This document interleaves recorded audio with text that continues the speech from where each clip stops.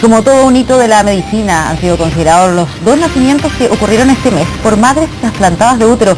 Un avance médico que va a beneficiar a unas 30 mujeres al año, de lo que nos va a contar el doctor Ricardo Pomer, quien es jefe de la Unidad de Medicina Reproductiva de la Clínica Monteblanco. Doctor, muchas gracias por estar aquí esta tarde. Hola, gracias por la invitación. Sí, en octubre, bueno, ya se conversaba sobre este tema cuando se supo de este primer trasplante exitoso con embarazo de por medio, y ahora ya se habla de otras mujeres que también están pasando por este mismo proceso. ¿Cuál es la importancia, la relevancia que tiene esta hazaña médica? Bueno, primero que nada, es una hazaña que se había pensado hace muchos años, porque la palabra trasplante como que ya nadie le llamaba la atención. Este es un trasplante especial, primero que nada porque a diferencia de otros órganos que uno podría trasplantar, en general un hígado sigue siendo el hígado, un riñón, un pulmón. En cambio este es un órgano dinámico que no solamente lo tienes que poner en un lugar y que esté vivo, quiere decir nutrido con los vasos sanguíneos, que no se infecte, porque el útero está por ahí abajo, al lado de la vagina, que es una zona por sí misma contaminada, que no es lo mismo que infectada, pero es un órgano que hace una función gigante, que es que un bebé crezca. Por lo tanto, un órgano que va a cambiar más de 20 veces su tamaño en estos 9 meses, y a su vez una arteria que era muy pequeñita, que quizás tenía que nutrir solamente el útero y un endometrio o un embrión pequeñito, va a tener que cambiar a los 9 meses, donde va a tener que nutrir a un bebé de 3 kilos y una placenta de 600 gramos. Entonces no solamente le estás pidiendo a este órgano que esté y que viva, sino que tenga un cambio fisiológico increíble, donde los vasos sanguíneos se van a tener que enanchar de tal manera, si daba un flujo minuto X, multiplicado por 300X, y a su vez que persista en el tiempo. O sea, es un proceso complejo, coordinar un montón de cosas. Exacto, porque es un órgano especial. Claro, y entiendo que ya habían intentado antes, pero no habían sido tan exitosos. Sí, mira, yo tuve la suerte de juntarme con esta gente de Gothenburg hace como 3 o 4 meses, y es muy interesante cómo primero que nada, es un centro serio. Por lo tanto, ellos tienen medicina experimental. Las personas que hicieron esto no llegaron y dijeron, vamos a trasplantar un útero, sino que hay todo un proceso que lo hicieron primero en animales, después gente de microcirugía, etcétera, para poder llegar a un humano. Y había primero el útero había que sacárselo a una persona que, entre comillas, es la donante. Ahí había una ventaja con las otras donaciones de órganos, que en general las personas luego de los 40 años, la verdad que su útero de lo que es de la función reproductiva ya no va a estar. Por lo tanto, el encontrar un donante de útero era bastante fácil. Ya, porque muchas personas, un primer punto bueno. No es tan complejo encontrar el donante, o sea, puede ser un familiar, la mamá. Exacto, y de hecho fíjate que en una de estas personas que ya dio a luz, la donante tenía casi 60 años, para que veas tú que el útero es bastante dinámico en el tiempo, claro. Podrán envejecer otras partes del cuerpo, pero el útero parece que ahí bastante bien. Entonces era obtener el donante que fue, bueno, el ponerlo en el lugar era un poco complejo, porque iba a depender de cuál era la indicación de la persona que estaba en una donación de útero. Obviamente personas que el gran grupo, gente que nace sin útero, hay una enfermedad que se llama síndrome de Rokitansky, que uno tiene de todo, tiene ovarios, tiene todo, pero no tiene útero. Entonces ir a colocarlo en este espacio era un poco más fácil, en el sentido que no había sido dañado por una enfermedad primaria. Y después está el otro grupo, que es un grupo también grande, en el cual hay gente que perdió su útero, y lo perdió por una infección, lo perdió por un cáncer, lo perdió por una hemorragia. O sea, hay muchas mujeres que han perdido su útero, y hay personas que lo perdieron en un accidente, tumores. O sea, hay una serie de mujeres se vean beneficiadas, porque en algún momento seguramente pensaron que tras sufrir esa enfermedad no iba a existir ninguna posibilidad de que quedasen embarazadas. O sea, un cambio de vida absoluto. Gigantesco. Y hay gente que tiene sus ovarios, por lo tanto su material biológico, tiene su semilla, y obviamente ¿dónde la pongo? La opción que existía hasta el momento era el útero subrogado, o el mal llamado vientre de alquiler, pero es sacar ese ovario, ese óvulo, fecundarlo con su pareja y ponérselo una tercera. En cambio acá tenemos la opción que ella misma geste para ella misma. Ella vive el proceso. Bueno, y había otro tema que era, bueno, había una cosa de la técnica, que es la técnica ya estaba descrita hace rato, pero los fármacos que impiden que uno rechace un órgano, que son estos inmunosupresores, hace mucho tiempo que eran teratogénicos, eso quiere decir que podían dañar al embrión.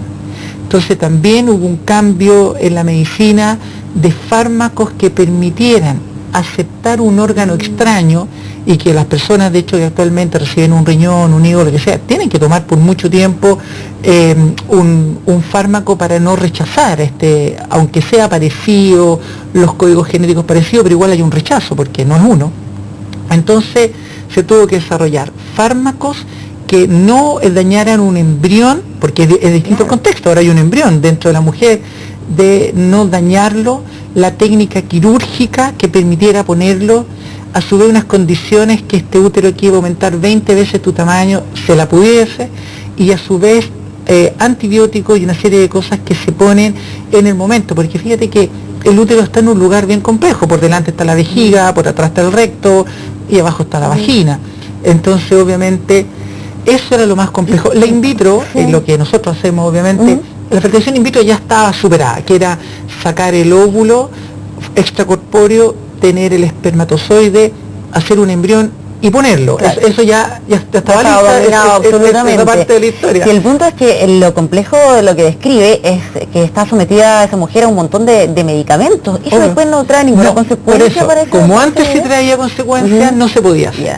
Y ahora, gracias obviamente al desarrollo de todo lo que la farmacología, fíjate que en esta cosa que para nosotros es formidable, que un trasplante de útero, aúna un montón de cosas de la ciencia.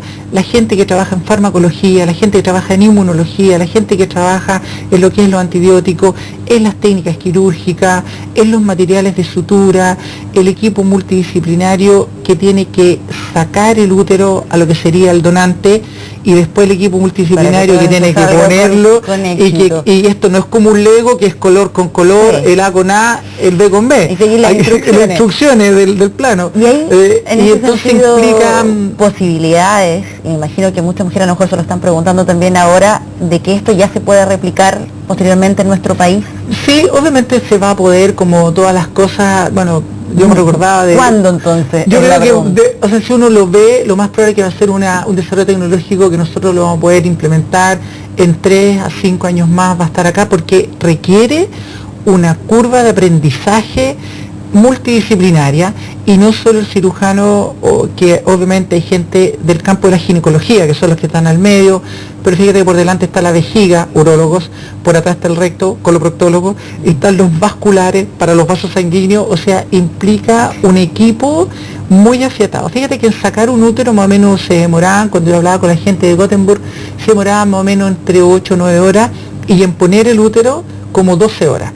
Porque fíjate como, sobre todo hay gente que, si uno nació sin el útero, hay que inventar la arteria uterina y esta arteria, y ahí se le roba una patita a la arteria que va a la vejiga, o a la arteria que va a la pierna, que es la ilíaca, etcétera. Si uno ya tuvo y le sacaron el útero, bueno, ¿por qué lo sacó? Si fue algo, un tumor, un accidente, una infección, es más fácil encontrar los vasos. Pero si fue algo oncológico y lamentablemente tuviste quimio o radioterapia, sobre todo la radioterapia, obviamente deja una zona, entre comillas, más quemada, aunque suene una palabra un poco burda, pero entonces es más difícil encontrar un vaso. Más difícil, pero igual es... Sí, pero por eso el tiempo va a decir al final qué personas van a ser las que se van a beneficiar más fácilmente y las personas que se van a beneficiar más difícilmente. ¿Y qué pasa después con ese útero? Bueno, ¿Es retirado? Sí, el protocolo inicial era el punto, el endpoint, el goal, era ya así, soñar con que el bebé pasara las 30 semanas o las 34 semanas, estamos hablando de los 7 u 8 meses, porque eso ya era un logro espectacular, y obviamente el protocolo era sacar el bebé y hacer una histerectomía, o sea, retirar el útero puesto, porque ya con un bebé uno se tiene que dar pero por satisfecho. Y ahora se está planteando eventualmente dejarlo, pero al final es más costo-beneficio el dejarlo, por lo que es las complicaciones primarias que siempre sucedió. Primero fue el rechazo del útero, segundo que los vasos sanguíneos no pudiesen darle el flujo necesario, que era la necrosis, y el tercero la infección. Y durante esas 3 cosas se tuvo que luchar: rechazo, los vasos sanguíneos no suficientes y la infección. No, es todo un tema, esperar que pueda, sí, ¿no? Y que pueda llegar también a una nuestro de las país, cosas que comentaste al comienzo posible. Es que más o menos nosotros pensamos que las mujeres de todos los tratamientos que hacemos de fertilidad en Chile serían como 30 las personas al año que eventualmente se podrían beneficiar con esta tecnología. Pero esa es la diferencia entre un todo y un nada. Sí, no, si no tener bebé y tener bebé. Un cambio de vida absolutamente. Millones. Doctor, muchas gracias por habernos acompañado. Gracias por la invitación. Ayudarnos también ahí a entender un poquito más esta hazaña médica. Muchas gracias. Gracias a ustedes.